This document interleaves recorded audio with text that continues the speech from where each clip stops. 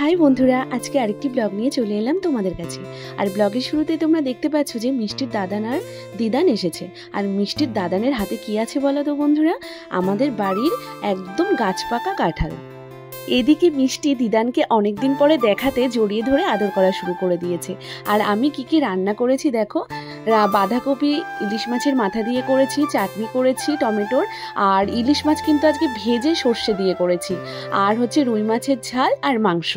আর এদিকে বাবারা মিষ্টি নিয়ে এসেছে, একদম পুরো গরম গরম মিষ্টি নামিয়েছে, আর তখনই নাকি ওরা নিয়ে এসেছে। আসার সময় চাঁদপাড়া থেকেই নিয়ে এসেছে। আর আমি যে রান্নাবান্নাগুলো করেছি এগুলো সম্পূর্ণটাই কিন্তু আজকেও আমি নিজের হাতেই করেছি, এবং বাবা মা আসার আগে কিন্তু আমার রান্না টান্না সব কমপ্লিট হয়ে গেছিলো। আজকে বাবা মায়ের আসার কোনো কথাই ছিল না, ওরা হঠাৎ করেই আমাদের বাড়িতে এসেছে। আমাদের সমস্ত কাজকর্ম ওরা আসার আগেই হয়ে গেছিল বলে আমরা সবাই এক জায়গায় বসে গল্প করছিলাম। আর মিষ্টি দিদানকে কাপড়ই ছাড়তে দিচ্ছে না, ও একভাবে আদর খেয়ে যাচ্ছে আর আদর করে যাচ্ছে। মা যখনই আমাদের বাড়িতে আসে আমাদের জন্য কিছু আনা ছাড়াও মিষ্টির জন্য ফুটি, চকলেট, দই, ফল এই ধরনের কিছু নিয়ে আসে। আজকে আমি মাকে বলেছি ওই ধরনের কিছু আনতে হবে না।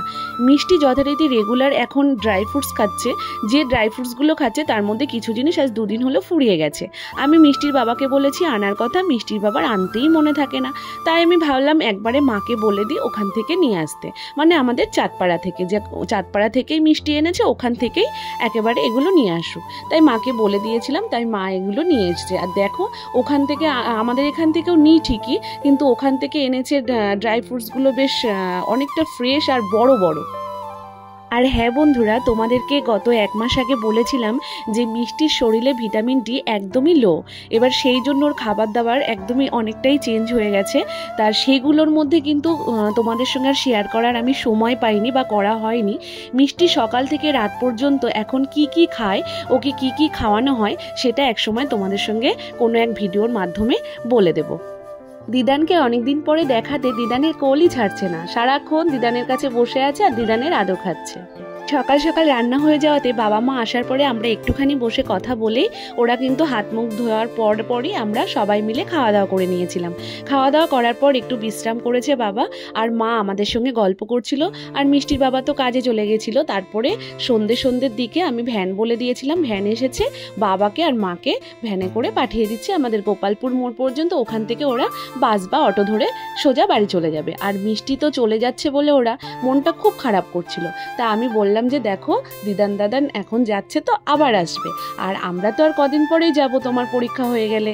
আর এখন তো পুজো, এবছর পুজো তো খুব তাড়াতাড়ি হবে, আমরা পুজোতে তো যাবই। এই বলে ওকে বুঝিয়ে বাঝিয়ে আর কি মানে চুপ করানো হয়েছে।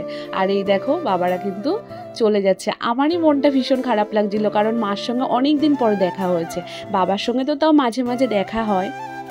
ভ্যানে উঠে যেই চলে যাচ্ছিল সঙ্গে সঙ্গে আবারও মন খারাপ হয়ে গেছিল মিষ্টির।